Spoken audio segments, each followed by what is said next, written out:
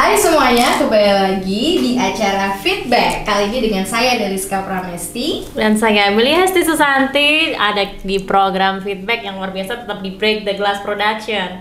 Dan kali ini kita masih ngomongin seputar skripsi ya. Jadi edisi skripsi itu edisi yang bakal panjang banget gitu. Paling nggak kita mau pengennya biar ngasih gambaran ke teman-teman para pejuang skripsi maupun para mahasiswa yang belum ngambil skripsi gitu, supaya nggak dapat gambaran, dapat gambaran gitulah gitu. Gak khawatir karena udah tahu prosedur itu paling nggak kalaupun ada hal-hal yang kurang enak gitu, mereka udah dapat bocoran dulu gitu kan. Udah kebagian vibes-nya dari teman-teman kita yang baru aja selesai sidang. Di depan kita ini ada calon alumni juga, sebentar lagi ada satunya calon wisudawan, satunya calon yudisium gitu. Ya maunya yudisium itu. Jadi di depan kita ada Sheila dan ini ada Fitra. Selamat datang di studio Break the Glass Production. Apa kabar? Baik banget. Thank you for inviting us. Ya of course, nggak apa-apa, you are welcome. Kita juga seneng banget gitu. Jadi Cak, kita akan rumpi lagi nih soal skripsi gitu. Kita mau konfirmasi soal mitos ya sejak dulu sebelum aku pun jadi mahasiswa kayaknya ya, karena pas aku jadi mahasiswa juga udah ada rumor itu skripsi itu hal yang kayak gitu, mistisnya perkuliahan itu ada di skripsi. Horornya ada di skripsi gitu. Benar nggak sih dari sisi kalian? 23 SKS katanya, skripsi doang. Oh iya. Terus menurut kalian gimana? Emang menyeramkan kah? Gimana nih, siapa dulu? Kan kamu duluan yang mau itu. Soalnya Fitra dulu. Oh iya. Fitra ini calon wisudawati ya. OTW. Jadi wisuda. Tanggal berapa? Tanggal berapa? Tanggal 13. Tanggal 13. Besok. Oke. Jadi sebenarnya kalau ngomongin skripsi ya, sebenarnya nggak seserem itu sih. Cuma mungkin stigmanya udah jelek di awal ya. Akhirnya kita punya persepsi, oh skripsi nih serem banget nih dan lain sebagainya. Akhirnya kita malah jadi mikirnya kayak gitu, beneran serem gitu. Padahal udah tersugesti gitu ya. Udah suggest duluan kan ke kita sendiri. Nah padahal ya nggak seserem itu juga gitu kan. Kalau misalkan dijalanin ya sebenarnya fine aja lah ya. Fine aja, dan kita udah sering ngelakuin penelitian juga kan. Cuma mungkin ya ini karena tahap akhir perkuliahan ya gitu ya kan. Kebanyakan mungkin teman-teman itu pengen perfect lah atau apa. Nah yang mungkin itu jadi salah satu ini juga penghambat dan mungkin jadi agak kesulitan di sana. Pengennya punya skripsi yang bagus nih karena terakhir dan lain sebagainya kayak gitu. Kalau kamu sendiri maunya perfect apa enggak? Pengennya sih perfect ya, cuma ya dibarengin juga sama realistis gitu. Jadi ya bukan perfect yang utopis gitu loh. Nah, jadi kayak ya udah realistis juga. Kalau Sheila sendiri gimana? Horor nggak sih nih skripsi? Kayak kita agak beda ya tuh. Oke. Kalau Fitra tuh tadi kan bilang kayaknya dari awal tuh stigmanya tuh udah kayak serem gitu kan skripsi. Kalau aku dari awal tuh mikirnya kayak ya udahlah paling kan biasa aja gitu kan. Kayak kan kita dulu udah sering kuliah lapangan, udah sering turun lapangan. Bedanya mungkin karena ini individu, dulu kelompok gitu kan. Tuh kalau kelompokan dulu kayaknya ngerayain juga cuma berapa nggak sih? Iya betul. Kayak ya udah gitu kan. Kayak ya udah gitu. Cuma ternyata turn out waktu aku benar-benar ngerjain itu ternyata susah. Maksudnya kayak topik yang aku anggap gampang dan mungkin kayaknya ini aku bisa akomodir, ini kayaknya datanya sufficient, aksesnya gampang kayak gitu-gitu. Ternyata analisisnya tuh nggak segampang itu gitu. Tapi sebenarnya tuh faktornya banyak sih. Maksudnya faktor eksternalnya tuh banyak, misalkan kayak dosbing atau kayak seberapa steady sih dan ngerti sih kita sama topik kayak gitu. Karena kalau aku sendiri kemarin itu aku tuh masih sempat bingung arahnya tuh mau kemana fokusnya. Kayak let's say aku udah dapat topik kajian, aku udah dapat objek yang mau aku teliti, cuman kayak aku bingung ini mau ngarahinnya tuh kemana, fokusnya kemana. Nah kayak gitu tuh makan waktu sampai berbulan-bulan, yang akhirnya aku bingung sendiri dan mungkin susahnya di situ kali ya. Dan Nggak tahu, karena tipe-tipe dosbing kan beda ya. Kalau aku sendiri, aku nggak dapet dosbing yang tipenya kayak strict banget, yang kayak harus bener-bener semua tuh harus update, semua harus update ya gitu. Enggak, orangnya justru ngebebasin. Tapi karena terlalu ngebebasin, jadinya aku sendiri nggak dapet insight gitu. Harusnya kudu gimana nih, kayak nggak ngerti gitu. Ya benar, kayak gitu jatuh. Nah, lebih ngapain udah bener apa enggak sih? Sumpah, sebelum sidang pun aku masih questioning kayak, ini bener nggak ya? Maksudnya layak nggak sih skripsiku ini tuh buat dapat gelar sarjana ilmu politik kayak gitu? Itu sebelum sidang malamnya aku masih questioning kayak gitu. Saking kayak nggak tahu ini bener atau enggak gitu. Jadi kayak gitu sih, susah sih tuh. Sama everything kayaknya menurut aku susah ya. Kalau menurut atau mungkin kayak gitu menurut aku susah sih. Oh, berarti kalau menurut Sheila sendiri terus skripsi kamu itu menurut kamu itu perfect versi kamu atau masih jauh sebenarnya dari ekspektasi kamu setelah diujikan? Kalau perfect sih enggak ya, karena dari awal aku sebenarnya nggak nargetin yang harus benar-benar perfect gitu. Kata orang kan skripsi yang baik adalah skripsi yang selesai, bukan skripsi yang perfect kayak gitu. Jadi kayak, nah itu maksudnya karena dari awal aku tuh masih kayak ragu gitu, bener atau enggak sih analisis yang aku kerjain gitu. Sampai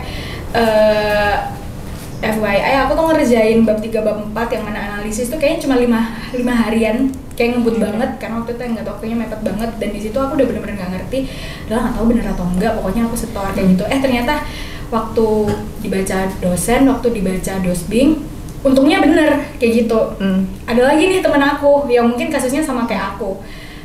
Apesnya adalah ternyata yang dia kerjain tuh salah kayak gitu. Meanwhile aku yang aku kerjain kok untungnya benar kayak gitu.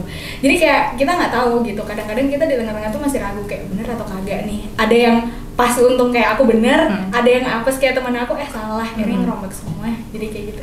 Bab 3, bab 4, 5 hari. Iya. Tidur nggak tuh?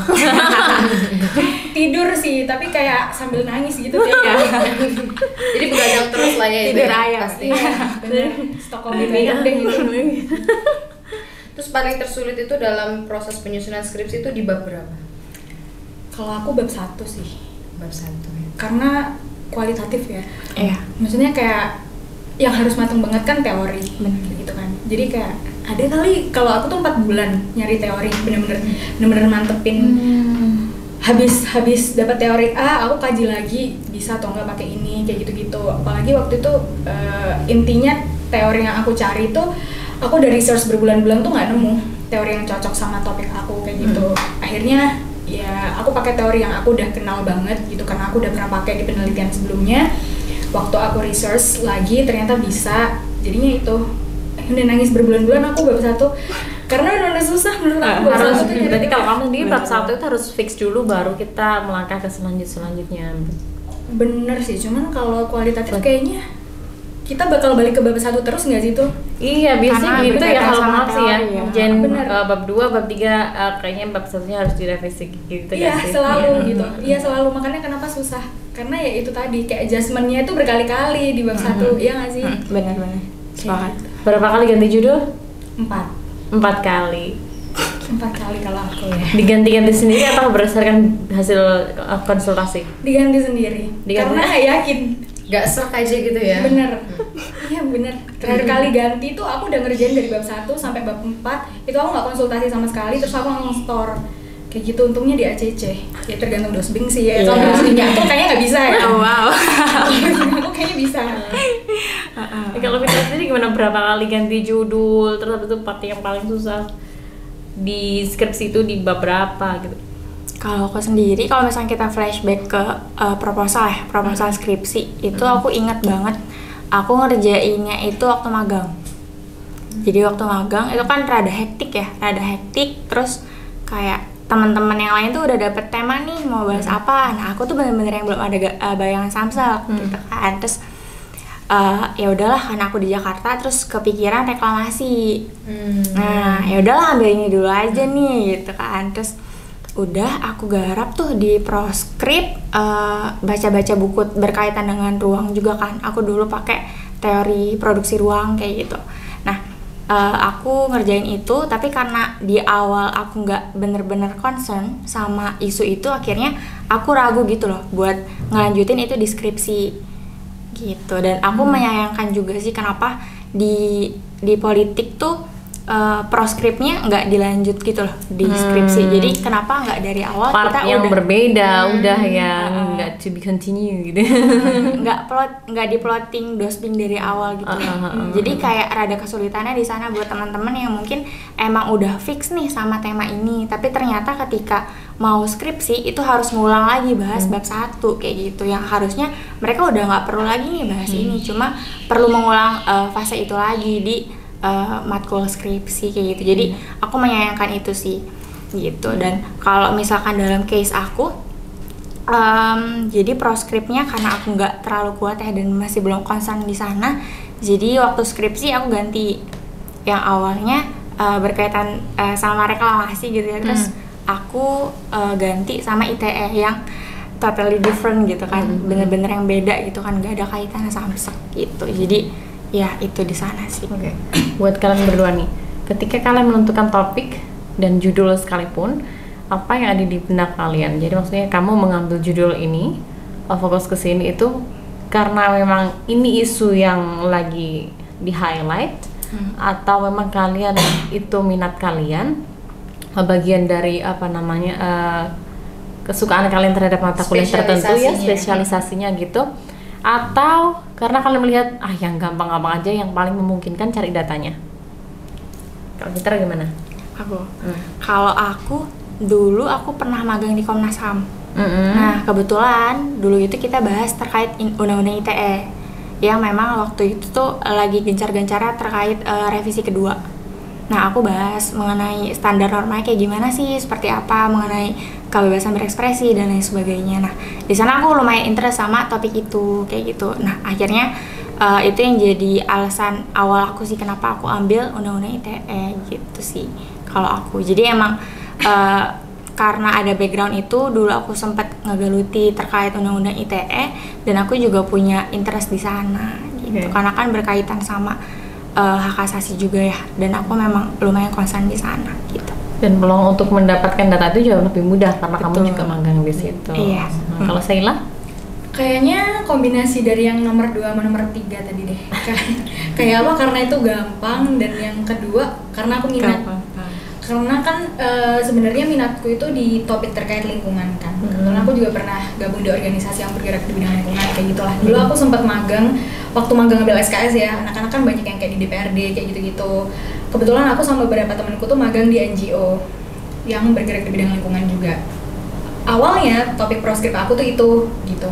Tapi waktu itu aku ganti akhirnya ketika aku ambil skripsi di semester 7 sampai sekarang kayak gitu. Tapi tetap karena aku minat isu lingkungan, makanya aku pengen ambil keterkaitannya tuh sama topik-topik yang berhubungan sama lingkungan kayak gitulah.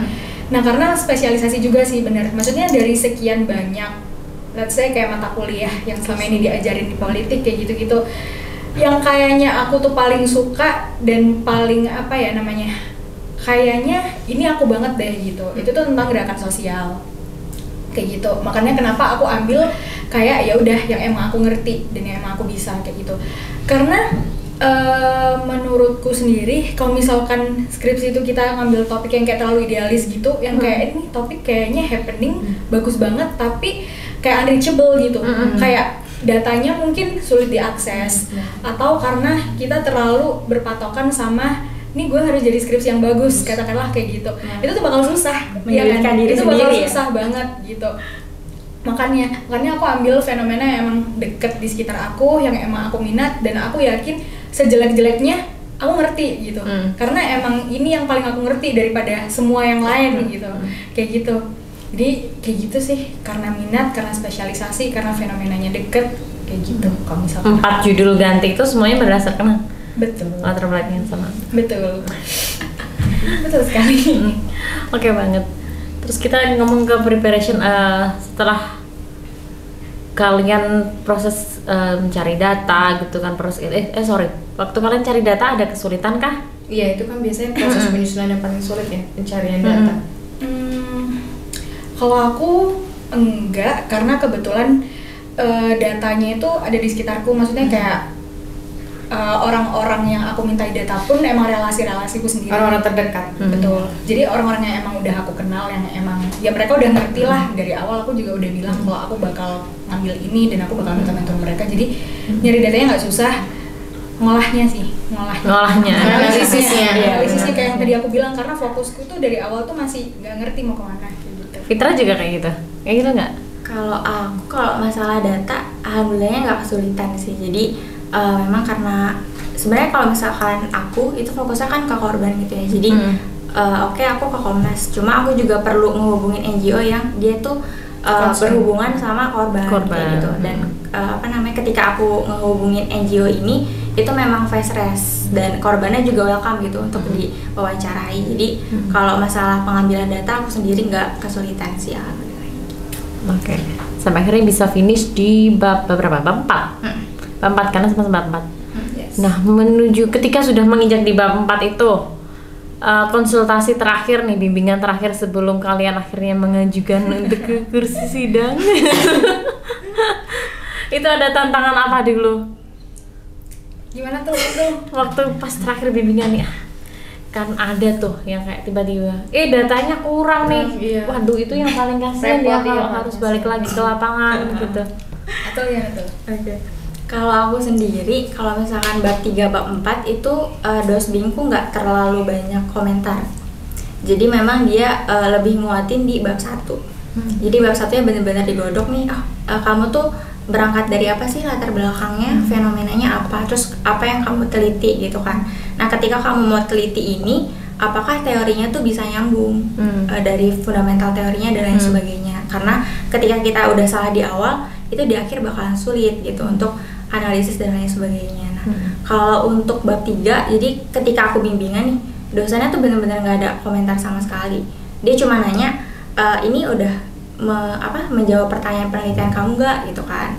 Udah kok Pak, kalau misalkan saya ngerasanya udah menjawab gitu kan. Dia cuma lihat bentar, udah oke nih, oh ya udah majuin sidang aja. Cuma di sana ketika nggak ada komentar sama sekali, aku justru yang deg-degan gitu kan, karena aku mikirnya wah bakal dihabisin nih ketika sidang gitu kan, karena belum bener-bener dikritisin banget kan terkait analisa aku dan lain sebagainya itu tadi. Jadi lumayan deg-degan justru ketika nggak ada revisian, ketika bimbingan itu tadi gitu sih. Terus kalau kamu gimana? Menjelang maju ke kursi sidang di saat bimbingan terakhir. Kursi panas ya udah.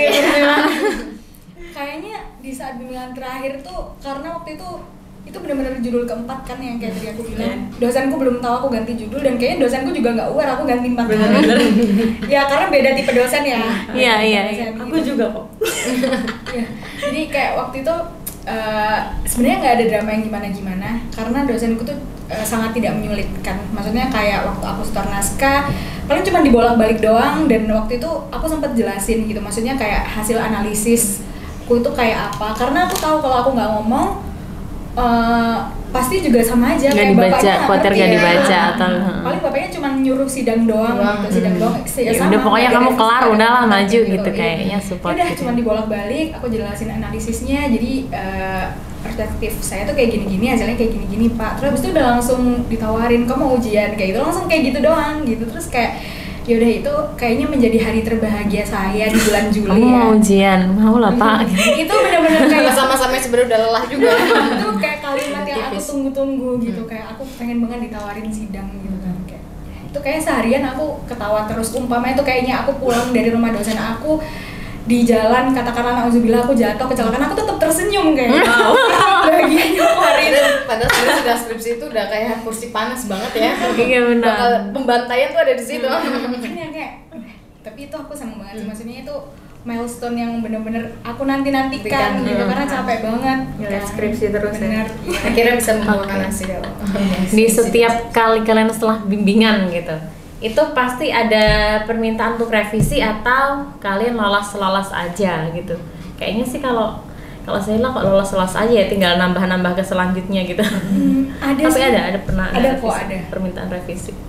ada permintaan revisi ya itu, tapi gimana ya, kayak kadang-kadang tuh antara kita sama dosen tuh, antara kita sama dosbing tuh ada nggak nyambungnya gitu loh. Maksudnya kayak kita pengen apa, kita jelasin apa, tapi nggak nyampe, jadinya kayak permintaan nggak klik revisinya gitu. itu nggak klik ketemu sama ya? yang kalian Iya benar, kerjain. jatuhnya kayak akhirnya kita analisis dan mikir-mikir sendiri kayak gitu-gitu, hasilnya jadi karena kita sendiri gitu kan, jatuhnya dosen cuma terima jadi, meskipun Mungkin ya itu dari sama-sama lelah gitu. Iya, sama-sama lelah tapi udah. tetap ada revisi sih. Terlalu Itu banyak biar bimbingan. biar apa ya, anak bimbingannya juga nggak kebanyakan ya lama Mungkin ya.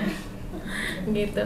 Terus ada nggak kalian pernah diketik soal pertanyaan penelitian rumusan masalah gitu? Iya. Yang menentukan rumusan masalah atau pertanyaan penelitian tuh siapa? Kalian sendiri pertama atau dari ditentukan? saran oleh dospem. Oke, iya, atau kayak gitu. Harusnya tuh kayak gini rumusan masalah, terstruktur harus seperti ini. Ada nih ya dulu soalnya kita udah bikin kan, temen aku lah, aku bilangnya temen aku udah bikin nih pertanyaan penelitian gitu. Udah habis itu bimbingan diminta ganti lah itu sesuai semuanya dituliskan berdasarkan dosen pembimbing gitu kan. Ya itu lagi bener kalian sih emang tergantung dari siapa dosen pembimbingnya gitu kan. Kadang kayak kita ngerasa takut gitu sama dosen pembimbing, ya udah ditulis aja semuanya, diubah semuanya gitu. Iya. Tapi ternyata sudah diubah di bimbingan selanjutnya malah dipertanyakan kenapa pertanyaan penelitiannya seperti ini. Ada dah kayak gitu. Kalian ngalamin nggak? Atau enggak ada nggak sih teman kalian yang kayak gitu? Kalau rumusan masalah, Siapa yang bikin tuh? aku enggak sih. Aku juga enggak sih. Enggak. Bikin sendiri? Bikin sendiri. Tapi sempat direvisi, diminta ganti. Enggak kalau rumusan masalah. Jadi murni terserah kalian lah mau arahnya kemana tuh masalah. Iya, kayaknya untungnya dosen kita tuh nggak tahu sih, kalau dosen aku sih kayaknya bukan tipe yang ngedikte banget. Jadi kita ngerjain skripsi tuh for the sake of memuaskan beliau kayak gitu, kayaknya enggak gitu. Jadi kayak gitu sih kalau Membiarkan mahasiswanya berkembang sendiri gitu. Iya gitu. Iya. Secara nggak langsung. Saking diberinya kebebasan, saking kita nggak ngerti gimana nih Pak. Kita juga gitu. Kalau aku Waktu juga rumusan kayak masalahnya nggak ada perubahan, semuanya dari kamu. Jadi paling cuma dipertanyakan kembali, ini kamu beneran mau meneliti ini, nanti kalau misalkan emang bener mau meneliti ini, kamu mau pakai teori apa nih yang bener-bener cocok gitu, coba dicari lagi dan lain sebagainya. Cuma aku juga punya temen yang dia tuh oke nih, dia udah dari awal bimbingan pakai rumusan apa masalah itu, teori itu dan lain sebagainya, tapi ketika di bab 3 itu malah dirombak lagi gitu kan sama dosennya ininya. Itu kan akhirnya malah bikin kesulitan juga ya Iya, mahasiswanya. akhirnya belakangnya harus menyesuaikan juga. Ada juga yang kayak gitu memang case-nya. Ya kalau boleh tahu nih Mbak, untuk preparation sendiri dari skripsi itu gimana nih? Kalau bisa dijelasin Menjelang apakah sidang. menjelang sidang ya. Apa ada kayak semacam wah jadi ancaman diri nih gimana nih, Bu, jadi tambah khawatir atau gimana gitu? Jangan sedang apa nih persiapannya? Online dulu kali ya. Oke. Oh beda ya? Banyak Beda, beda, ada online ada offline. Kok gitu? Ah. Kenapa? Kenapa itu bisa ada beda? Kayaknya waktu Karena kamu tuh masih masih- online ya. Tapi akhir-akhir ini kan aku baru minggu lalu sidang. Itu udah Oh, pada disuruh offline. Emang bulan apa? Aku bulan Juni. Juni. Iya. Juli itu udah awal. sidang. Iya. Oke. Lanjut. Masalah preparation ya. Sebenarnya overall ya kalau misalnya kita garap skripsi gitu ya. Yang penting niat sih kalau dari aku. Niat ya, semuanya kayak melakukan sesuatu dengan niat ya pastinya, apalagi skripsi. Niat itu nomor Niat satu. sidang. Niat Sidang dengan cepat. Karena susah banget emang ngalahin kalau misalnya kita mau garap nih nggak ada niat, males kayak gitu, dikit-dikit males. Tapi kalau ngerjain yang lain tuh semangat, nggak tahu kenapa tuh ada nggak ngerti ya skripsi tuh ada apa Ada godaannya ya, luar biasa. Iya, Godaannya tuh bener, godaannya bener. luar biasa banget. Bener. Padahal kalau ngerjain yang lain pun sama-sama riset Sama. gitu kan. Cuma nggak tahu kenapa kalau misalkan ngegarap skripsi tuh malas banget Jadi gitu kan. Malas. Jadi tantangan terbesarnya itu kalau misalkan masalah sidang, yang penting kalau dari aku kitanya udah siap sih. Karena kan skripsi itu yang yang riset dan lain sebagainya tuh kita ya. Yang paling tahu itu kita. Jadi dosen tuh sebenarnya orang luar yang belum nggak sepenuhnya ngerti sama isi dari skripsi kita gitu. Jadi ya kalau dari aku pasti kita kalau misalnya sejauh kita ngegarap itu sendirian, kita bakalan bisa ngejawab sih semua pertanyaan yang ada di sidang gitu. Jadi ya PR-nya mental aja gitu. Karena kadang kita udah deg-degan sendiri nih, udah prepare dan lain sebagainya, udah bagus nih kita prepare-nya, cuma di hari H karena kita deg-degan malah jadi buyar semua kan. Ke-distract semuanya. Benar gitu. Sama perlu banget sih kita tuh buat metain. Kalau misalkan dari aku sendiri, ketika udah keluar nih jadwal skripsi, siapa sih yang jadi pengujinya? Nah, tipikal orang tuh kayak gimana? Aku selalu tanya sama senior. Jadi tipikal dosen yang ini tuh gimana sih kalau misalkan uji dan lain sebagainya, kayak gitu-gitu. Karena aku percaya tiap orang tuh punya tipikal sendiri, karakternya sendiri ketika nguji dan lain sebagainya. Jadi itu sih yang berusaha aku petain di awal biar aku tuh ngerti asumsi dosen ini tuh kayak gimana gitu. Pemahaman karakter ya itu jadi penting banget. Jadi untuk bisa membaca psikis. Gitu. Dosen penguji juga. Jadi kalau sekiranya dikenal sebagai dosen yang killer gitu, yang atau dosen yang sangar, tips-tips menaklukkan. atau ada yang bilang rengsek nggak sih? Nggak ada ya, enggak lah, dosen kita nggak ada. Jadi paling enggak mental kita jauh lebih kuat dari itu gitu. Kalau mereka kelihatannya serem gitu, kita harus lebih serem dong. Sengaja jangan kelihatan lemah. Oke, kalau Sheila sendiri gimana? Preparasinya apa nih? Tadi dua terakhir tuh aku sama kayak Atul, yang mental sama kenalin dosen pengujinya. Kayak aku nggak tahu kenapa, maksudnya waktu aku mau sidang, hari-hari sebelum sidang itu aku benar-benar takut banget. Kayak aku nggak pernah setakut itu selama 4 tahun aku kuliah ngerjain tugas tuh nggak pernah sama sekali. Tapi nggak tahu kenapa hari-hari sebelum sidang tuh aku takut banget. Karena kayak yang tadi sempet aku bilang, aku tuh masih ragu sama topikku. Aku masih ngerasa kurang percaya gitu ya. Iya, kayak ini beneran layak nggak sih gitu kan? Butuh validasi. Beneran deserve nggak sih gelar SIP dari skripsi ini? Itu aku masih questioning berkali-kali. Makanya kenapa aku tuh takut banget. Waktu kemarin aku kan sidangnya offline. Di minggu-minggu itu kan teman-teman aku emang lagi banyak yang sidang kan, dan aku selalu datang. Yang yang sidang sebelum aku juga aku datang gitu. Sampai kayak teman-temanku tuh bilang kayak aku tuh pucet banget gitu kan.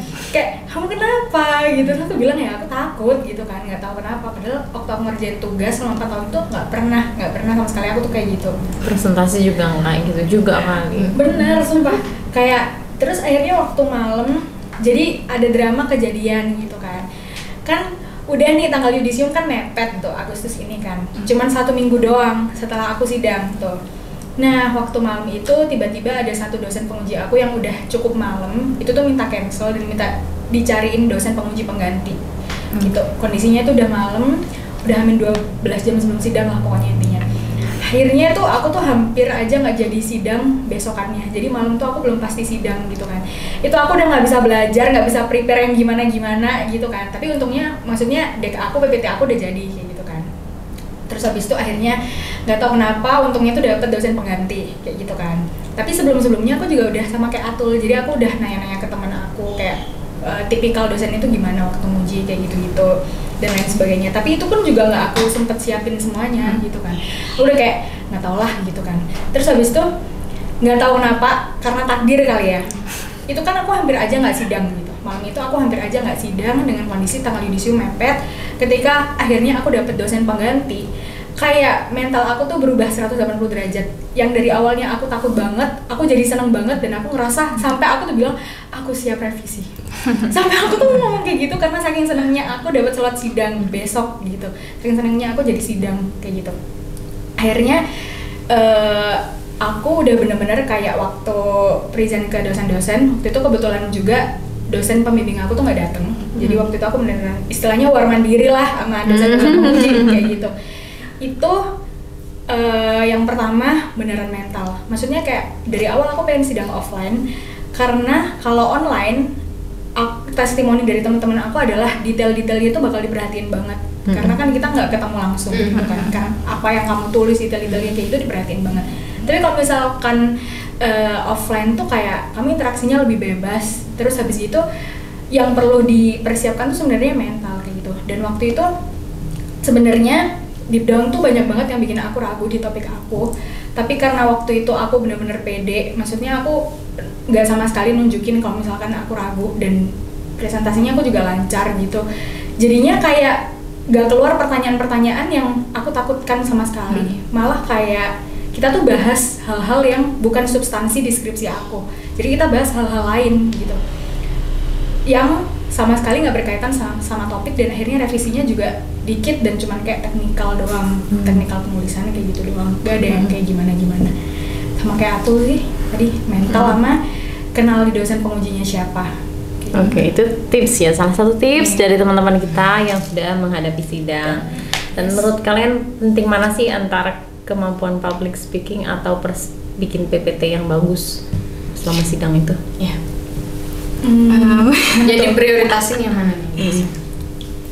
Dua-duanya sih sebenarnya. Oh, Kalau dua-duanya. misalkan masalah PPT, yang penting kita kan poin-poin aja ya, poin-poin untuk ngebantu kita ngejelasin apa sih sebenarnya substansi dari skripsi kita gitu kan. Apalagi kan kalau misalkan sidang itu kita nggak dikasih waktu banyak untuk presentasi, jadi cuma inti-intinya aja yang bisa ditangkap nih sama dosen. Apa sih ini skripsi bahas tentang apa sih, terus kesimpulannya tentang apa, dan lain sebagainya kayak gitu. Nah kalau misalkan masalah public speaking, sebenarnya kalau menurut aku ya, selama kita ngerti bahasannya, alurnya dan lain sebagainya terkait skripsi kita, itu bakalan aman aja sih. Karena kan kadang kita itu suka ada faktor kita deg-degan dan lain sebagainya yang bikin kita buyar dan lain sebagainya. Cuma selama kita bisa mempersiapkan itu dengan baik dan kita menguasai apa yang mau kita omongin, overall bakal aman aja sih kalau aku gitu. Apalagi kalau misalkan sidang itu perlu juga sih untuk meta ini, kira-kira pertanyaan apa ya yang bakal keluar kayak gitu. Dan itu juga tips yang ketiga, 1 mental, 2 kenali karakter dari dosen penguji, ketiga pemetaan pertanyaan yang kira-kira apa nih yang ditanyakan. Dengan dikeluarkan. Iya, itu penting juga sih, karena kadang kan bener kata Sheila, ada aja dosen tuh yang out of the box gitu kan. Kita bahas apa, oh mereka bahas yang lain nih gitu, dan di situ perlu juga kita punya wawasan yang luas terkait topik yang ada di sekitaran skripsi kita gitu. Oke. Bener, gimana tuh Sheila? Dia udah jawab bener. Iya bener, ngebenerin aja. Kalau kamu sendiri gimana? Public speaking or PPT yang Kayaknya, prioritas? karena maksudnya jurusan ilmu politik kita juga nggak pernah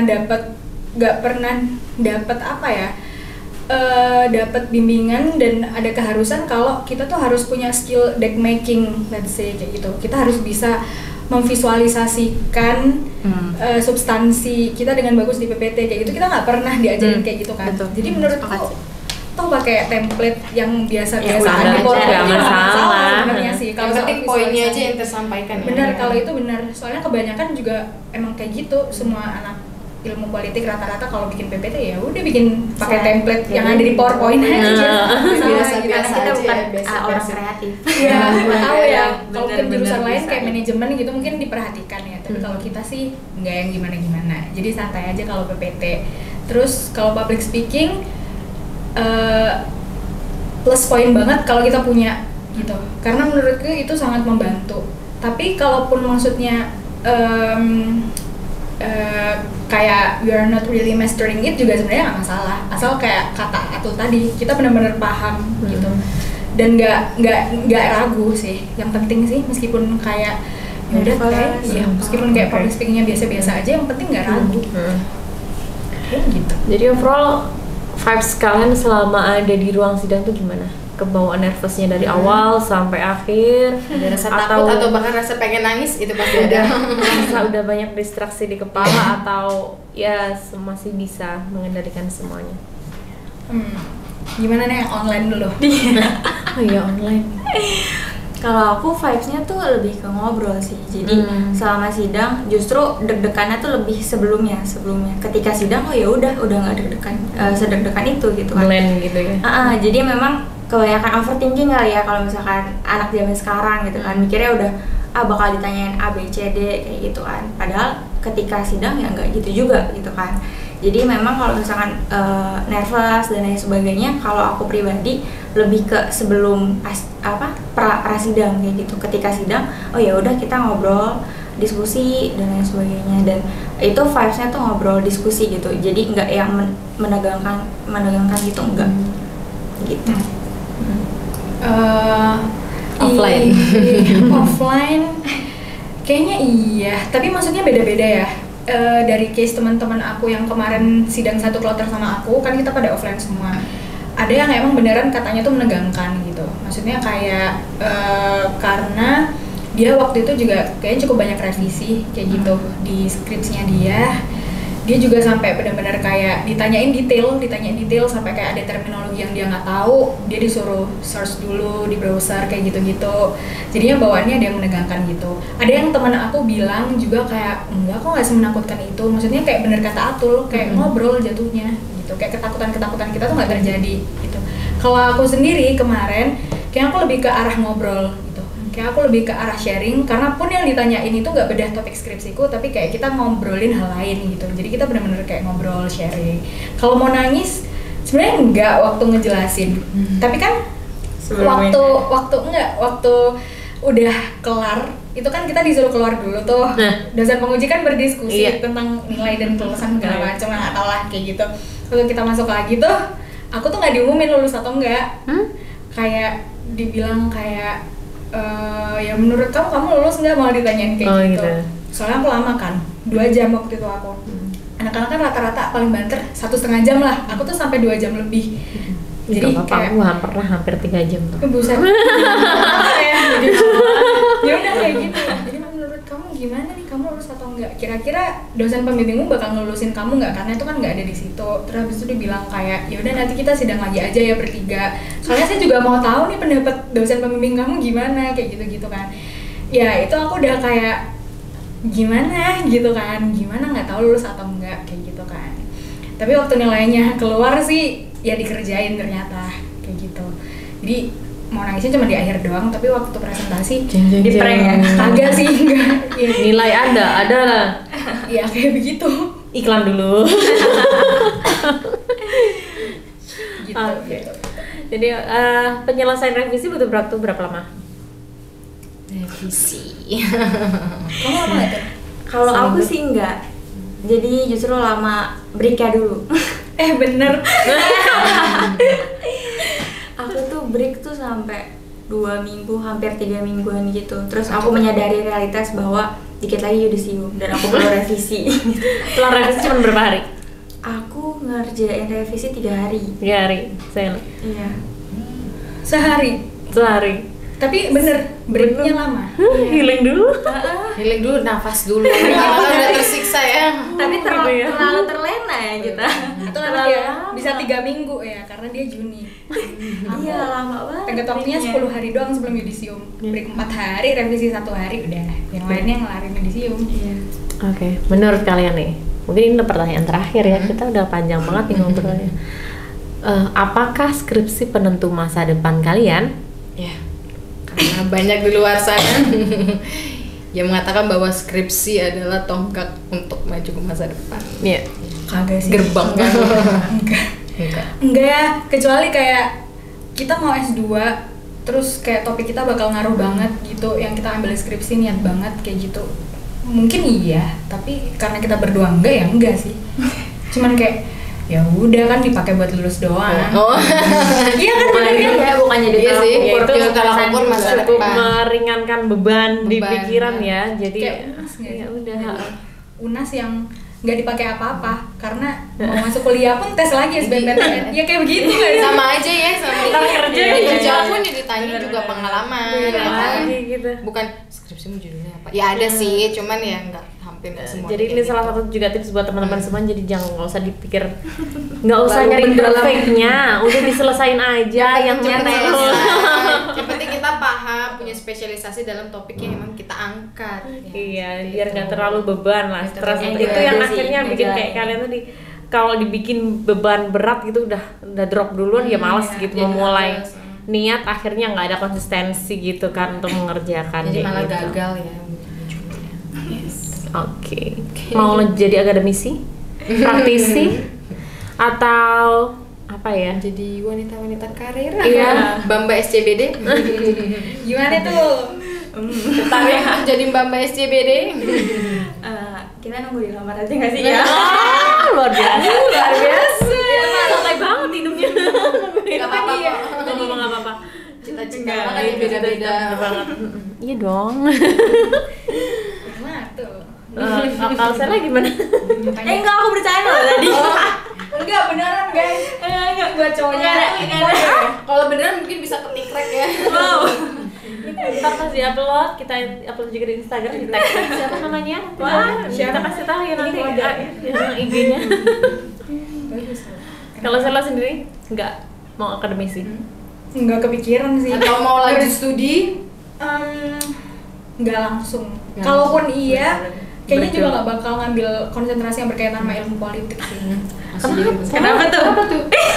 Waduh, kok jadi ada ini ya? Maaf ya dosen-dosen politik, bukan karena dosen-dosen politik ya, tapi karena emang kagak tertarik aja. Jadi Anda juga membuat skripsi ada tidak perfect karena ya udah salah jurusan nggak sih? Jangan Trauma kan, bukan trauma kan? Enggak sih, sebenarnya udah pernah ngomong loh sama salah satu orang ya Allah, salah satu dosen di Departemen Ilmu Politik kalau emang aku nggak tertarik gitu, aku nggak tertarik berkarir di ilmu politik, maksudnya aku udah tertarik di bidang lain kayak gitu, dan kalaupun aku ambil studi S2 juga aku bakal ambil ke bidang sana, bukan ilmu politik kayak gitu. Apa-apa. Enggak, Iya, enggak orangnya masalah. beda-beda ya, nggak Nggak masalah. masalah. Iya. Intinya ya gitu, teman-teman mungkin kalian nggak akan menemukan aku jadi praktisioner ilmu politik ya, mohon maaf enggak. ataupun dosen. Enggak dulu masih ya. Intinya kayak gitu. Oke, tadi udah kita selipin ya tips-tipsnya tadi, itu bisa dicatat teman-teman, jadi harus Catat, wajib nonton sampai digaris akhir. besarkan ya. Bis sebelum berakhir nih, dari kalian adakah pesan atau himbauan atau mau bagi tips lagi kepada para pejuang skripsi atau kepada para akademisi atau kepada para mahasiswa awal atau pertengahan yang belum skripsi atau untuk para dosen gitu Wow. atau pada tenaga pendidik, silahkan Anda sampaikan. Kalau buat mahasiswa yang mau ambil skripsi, tipsnya cuman dikerjakan sih. Nggak ada tips lain nggak sih selain dikerjakan? Mengumpulkan niat kayaknya. Bener juga, iya. Tapi bener. Mau lari realistis pun loh. Nggak bisa. bakalan Bener. harus dijalanin Iya, gitu bener. kan. Maksudnya kayak sepintar apapun kamu, setinggi apapun IP kamu, kok nggak dikerjain sama aja nggak lulus. Sumpah, sama aja gitu. Penentu segala hal ya. Bener, maksudnya kayak yaudah kerjain aja gitu. Meskipun jelek juga nggak apa-apa gitu, nggak ada yang peduli juga kan. Bapak ibu juga nggak nanya, sumpah. Yang penting selesai. Orang tua malah nanya, ini kok nggak lulus kenapa gitu. penting Jadi selesai kayak ya. bener sih. Kalau buat dosen sebenarnya ada sih. Maksudnya gimana ya? Spill aja. Sebenarnya spill tea. Ada hal-hal tertentu yang kadang aku mikir kalau misalkan mahasiswa gagal, let's say gagal waktu sidang atau kayak ternyata kita tuh baru tahu kita tuh salah di akhir gitu. Menurut aku hal-hal kayak gitu tuh harusnya udah tuntas di dosen pembimbing gitu. Maksudnya kayak kalau mahasiswa gagal itu pun berarti kontribusi kegagalannya sebagian besar disebabkan karena dosen pembimbingnya. Catat. Menurut aku ya, karena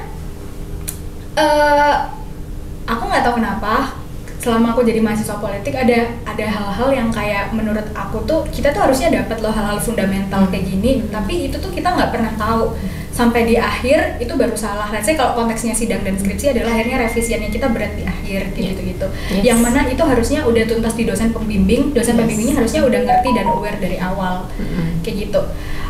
Aku nggak tahu karena emang dosen sengaja tidak memberikan hal tersebut atau karena dosennya juga nggak tahu tentang hal itu atau gimana, nggak ngerti, tapi banyak banget case yang menurutku kayak gitu jadinya gemes sendiri gitu di akhir. Ini kenapa sih hal kayak gini kok sampai terjadi di akhir, dialami oleh teman-temanku kayak gitu. Upload tag satu-satu dosen ilmu politik. Buset.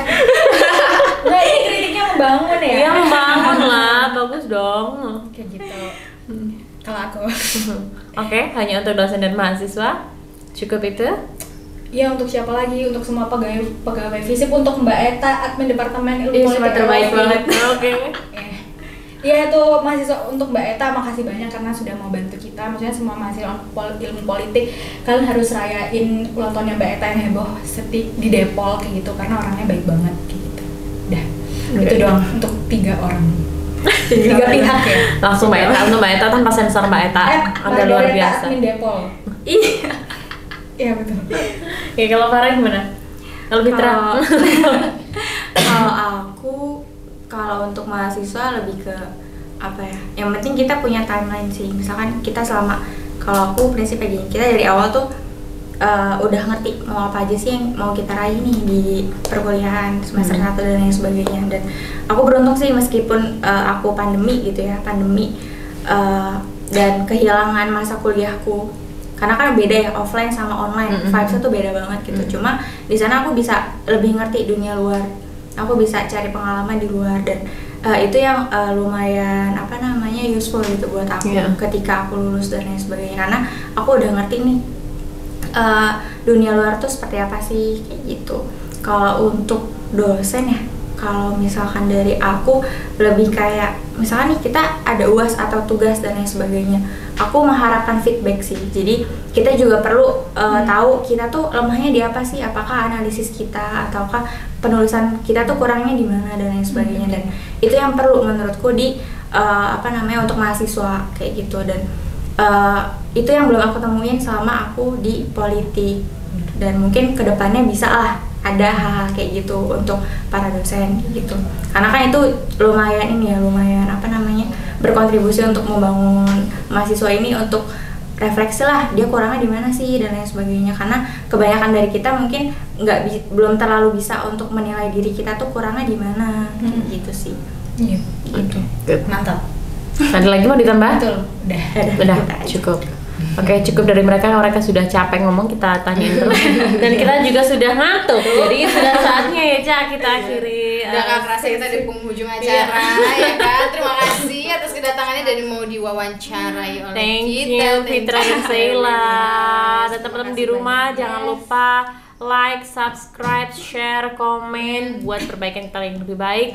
Jangan lupa ini catat tips trik dari mereka, himbauan-himbauannya diperhatikan begitu untuk siapapun yang tadi sudah di-mention. Ya, gitu. baik. Jangan lupa subscribe. Oke, nantikan video-video feedback selanjutnya. Saya Adeliska, pamit undur diri. Dan saya Amelia Hesti Susanti, tetap di Break the Glass Production. Bye. Dadah.